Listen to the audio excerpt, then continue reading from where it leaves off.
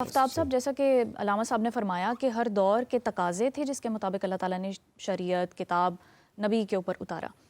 تو اب ہم یہ دیکھتے ہیں کہ قرآن کریم میں اللہ تعالیٰ یہ فرماتا ہے کہ کتابوں پر ایمان لاؤ جو الہامی اور آسمانی کتابیں ہیں. جب وہ دور کے تقاضے اور تھے، جب وہ شریعتیں اور تھیں، اب وہ شریعتیں منسوخ ہو چکی ہیں، تو پھر ان پر ایمان لانے کا کیا مقصد ہے، کیا مطلب ہے؟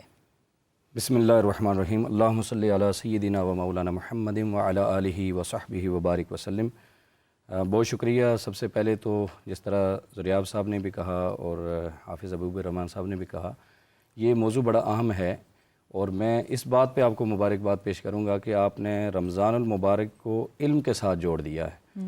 عام طور پہ رمضان سے مراد روحانی عبادات، تہجد، نوافل، صدقات و خیرات لیے جاتے ہیں، لیکن آپ نے اس کو علم و حکمت اور کتابوں اور ان کے میسیجز کے ساتھ جوڑ کر لوگوں کو دراصل فہم قرآن کی طرف آپ نے ایک سٹیپ لیا ہے. یہ بہت ضروری بھی ہے اور اس وقت کا تقاضا بھی ہے. جہاں تک بات ہے الہامی کتابوں کی، تو جیسے قرآن مجید فرقان حمید میں خود اللہ رب العزت نے ایمان کی تعریف میں یہ بات کی، والذین یؤمنون بما انزل الیک وما انزل من قبلک، کہ ایمان والوں کی صفت یہ ہے کہ وہ جو کتاب یعنی قرآن مجید اللہ رب العزت نے حضور نبی کریم صلی اللہ علیہ وسلم پر نازل فرمایا، اس پر بھی ایمان رکھتے ہیں، اور جو آپ سے پہلی کتابیں اور صحائف آئے ان پر بھی ایمان رکھتے ہیں. اب سوال یہ ہے کہ ایمان کس انداز میں اور کس طرح سے رکھنا ہے. تو اس میں یہ بات بڑی کلیئر ہے کہ جیسے قرآن مجید فرقان حمید میں ان کتب سماوی کا یا صحائف کا ذکر آ گیا، آقا دو جہاں صلی اللہ علیہ وسلم کی احادیث مبارکہ سے بھی ان کی سند ثابت ہے. تو ایک مومن کے لیے لازمی ہے کہ ان کا سچا ہونا اور ان کا منزل من اللہ ہونا، اس پر ایمان رکھا جائے کہ وہ واقعی اللہ کا کلام تھا اور اللہ کے سچے انبیاء پہ نازل ہوئیں. اس کو ماننا تو ایمان کا حصہ ہے. مگر آج جو تحریفات و ترمیمات کے بعد ان کی جو موجودہ صورتحال ہے، جیسے ہم اس پہ بات کر چکے، اس کو ایز اٹ از ماننا ہمارے لیے لازم نہیں رہا. اور دوسری بات ہوتی ہے اس کتاب کا پیغام اور اس کا حکم. اب قرآن مجید فرقان حمید کے آنے کے بعد کسی اور کتاب کے حکم اور تعلیم پر عمل کرنا ضروری نہیں رہا. وہ ساری شریعتیں، احکامات منسوخ ہو گئے. اب ایمان کی جو پوزیشن ہے وہ یہ فقط یہ ہے کہ ہم ان کو اللہ کی سچی کتابیں اور اللہ کے سچے انبیاء کے لیے وحی اور کتاب کی حد تک ان پر ایمان رکھیں، اور باقی جو ان کے احکامات اور ان کی موجودہ صورتحال ہے اس سے ہم ایمان کی حد تک بری الذمہ ہیں. اب قرآن مجید فرقان حمید کو آپ دیکھیے، یہ سارا جیسے ابھی بات ہو رہی تھی، حافظ ابو الرحمان صاحب نے بھی بڑی خوبصورت بات کی کہ ہر زمانے کی ایک ضرورت تھی. اللہ رب العزت نے انسان کو پیدا کیا تو ساتھ ہی ایک ڈیوائن گائیڈنس بھی اتاری. بالکل. حضرت آدم علیہ السلام کو بھیجا تو ان کے لیے بھی ہدایت کا نسخہ عطا فرمایا. حضرت ابراہیم علیہ السلام کو صحائف عطا فرمائے، حضرت نوح علیہ السلام کو صحائف عطا فرمائے، حضرت یونس علیہ السلام کو صحائف عطا فرمائے. الغرض جب انبیاء کی اقوام کی ضرورت بڑی تو پھر زبور کی شکل میں، تورات کی شکل میں، انجیل کی شکل میں اور قرآن مجید کی شکل میں پھر کتابیں عطا فرمائیں. انسان ایک ڈیولپمنٹ پروسیس سے گزر رہا تھا. ہر زمانے میں انسان کی ضروریات مختلف تھی. جیسے جیسے ضروریات بڑھتی چلی گئیں، زمانہ ترقی کرتا گیا، چیلنجز آتے گئے، ویسے ویسے اللہ رب العزت کی طرف سے بھی تعلیمات اترنی شروع ہو گئیں، صحائف اترنا شروع ہوئے. اب آپ دیکھیے کہ کتنا خوبصورت اللہ رب العزت نے انتظام فرمایا کہ جن قوموں کا جیسی ضرورت اور مزاج تھا ان قوموں میں ویسے انبیاء بھی بھیجے اور ویسے ان کو تعلیمات بھی عطا فرمائیں. یہاں تک کہ حضرت عیسیٰ علیہ السلام کے بعد جب نسل انسانی اپنی ترقی اور عروج کی انتہا تک پہنچی تو اللہ رب العزت نے اس کی ہدایت کے لیے خاتم المرسلین نبی کریم صلی اللہ علیہ وسلم جیسی ایک کمپریہنسو شخصیت عطا فرمائی. چیلنجز جب پوری دنیا پہ بڑھ گئے اور انسانیت ایک یوں سمجھ لیں کہ آپس میں کنیکٹڈ ہونے لگی اور انسانی معاشرے تشکیل پانے لگے، اس جو سویلائزیشنز تھی وہ تشکیل پانے لگی، یہاں تک کہ کلیش آف سویلائزیشن شروع ہو گئیں، تو اللہ رب العزت نے اس کے لیے ایک جامع کتاب قرآن مجید فرقان حمید عطا فرمائی اور خود فرما دیا لا رطب ولا یابس الا فی کتاب مبین. یہ ایسی مکمل کتاب ہے کہ آپ خشکی کے اوپر یا تری میں کوئی ایسا مسئلہ اور چیلنج نہیں ہے جو اس کتاب میں موجود نہیں ہے. جیسے نبی آخر الزماں ہر دور کے لیے ہیں، ویسے یہ کتاب قرآن حکیم بھی ہر دور کے لیے. جس طرح ان کو جامعیت عطا فرمائی کہ وہ قیامت تک بلکہ پوری انسانیت، پوری مخلوق کے لیے نبی اور رسول اور ہادی بن کر آئے، ایسے ہی ان کو جو کتاب عطا فرمائی اتنی جامع اور معنی تھی کہ وہ بھی قیامت تک کی انسانیت کے لیے بلکہ ہر مخلوق کے لیے رشد و ہدایت کا سبب بن گیا۔ فائزہ ہمارے ساتھ ایک کالر موجود ہے، ہم ان کی کہاں سے؟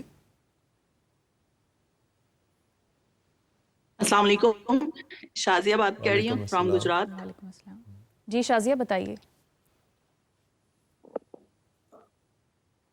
ہیلو جی شازیہ میرا آپ سن پا رہی ہیں؟ سوال زریاب بھائی جی سے ہے کہ زریاب بھائی یہ بتائیں، جی میری آواز آ رہی ہے؟ جی جی شازیہ آ رہی ہے آپ کی آواز۔ ہیلو ہیلو جی شازیہ آپ زریاب سن پا رہی ہیں؟ کوشچن ہے کہ جیسے جی میں بول رہی ہوں۔ جی آ رہی ہے آواز؟ آپ اپنا سوال کیجئے شازیہ۔ ہیلو جی شازیہ۔ جی سوال یہ ہے کہ جیسے قرآن پاک میں بہت سارے انبیاء کا ذکر ہے، جی لیکن کتابیں جو ہیں وہ 4 الہامی کتابوں کا ذکر ہے، تو اس سے پہلے جو شازیہ آپ کی آواز ٹھیک نہیں آ رہی، ہم آپ سے دوبارہ رابطہ کرنے کی کوشش کریں گے۔ زریاب صاحب جیسا کہ شازیہ ہم آپ سے دوبارہ رابطہ کرنے کی کوشش کریں گے۔ زریاب صاحب آپ ہمیں سن پا رہے ہیں؟ جی جی علامہ صاحب نے بڑا خوبصورت فرمایا کہ قرآن حکیم جو ہے وہ ہر دور کی کتاب ہے، اللہ تعالیٰ اس کی حفاظت کا ذمہ اٹھاتا ہے، باقی کتابوں کی حفاظت کا ذمہ اللہ تعالیٰ نے کیوں نہیں لیا؟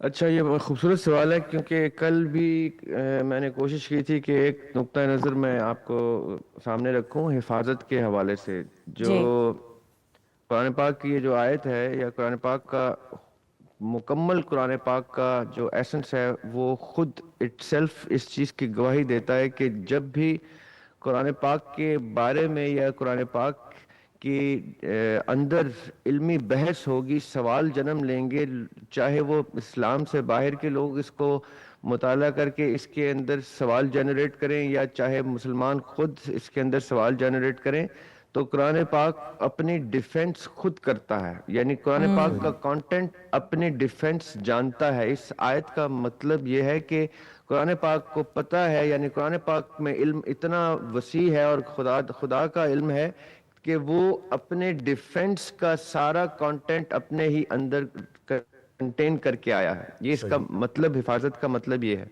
یعنی اب جب ہم اس نقطہ نظر سے اگر دیکھیں کہ آج اگر کوئی بائبل پڑھنے والا، انجیل پڑھنے والا قرآن پاک کا مطالعہ کرتا ہے اور اس کے دل و دماغ میں کچھ سوالات آتے ہیں، تو قرآن پاک کا کانٹینٹ اپنی ڈیفنس خود سے کرے گا اور ان سوالات کا جواب دے گا۔ شرط قرآن نے یہ رکھی ہے کہ اس میں نشانیاں ان کے لیے ہیں جو عقل رکھتے ہیں، جو تدبر کرتے ہیں، جو تفکر کرتے ہیں، جو سوچتے ہیں، جو اس کو اللہ تعالیٰ کا کانٹینٹ سمجھنے کے بعد اس کو اس سے ہدایت لینے کی کوشش کرتے ہیں۔ جو ہدایت لینے کے لیے اس رستے پہ نہیں آتا یا اس کتاب کو نہیں کھولتا، اس کے لیے آف کورس اللہ تعالیٰ نے اور پہنچے گا جہاں ہدایت کی روشنی ملتی ہے۔ اب آپ کا سوال کہ باقی کی کتابیں دیکھیں، باقی کی کتابوں کا ڈیفنس قرآن نے خود دے دیا۔ قرآن نے خود جب ان کتابوں کا نام لے کے اس الہام کو الہام کہہ کے، اس کو آسمانی کتاب کہہ کے، اللہ تعالیٰ کا اپنا کلام کہہ کے خالق سے اس کو منسوب کر دیا، تو اس کی حفاظت قرآن کر رہا ہے، اس سارے کانٹینٹ کی حفاظت کر رہا ہے قرآن۔ جب قرآن یہ کہہ رہا ہے کہ کوئی مومن ہی نہیں ہے جب تک وہ ان کی ایگزسٹنس کو تسلیم نہ کر لے۔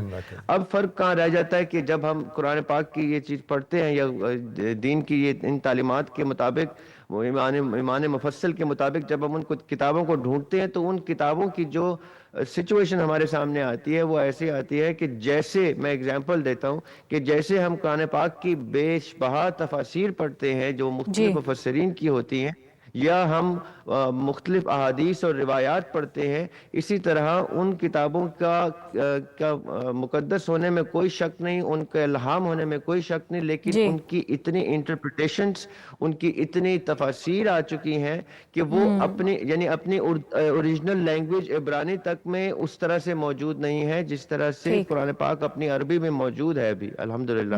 یعنی ہو سکتا ہے، اس میں کوئی شک نہیں، یہ بھی قرآن پاک کا ایک معجزہ ہے اور باقی کتابوں میں واقع واقعی ایک بہت کمپلیکسٹی جو ہے وہ ڈیولپ ہو چکی ہے اور سمجھنے میں بہت مشکل ہوتی ہے. ذرا آپ صاحب یہاں سے کنٹینیو کریں گے.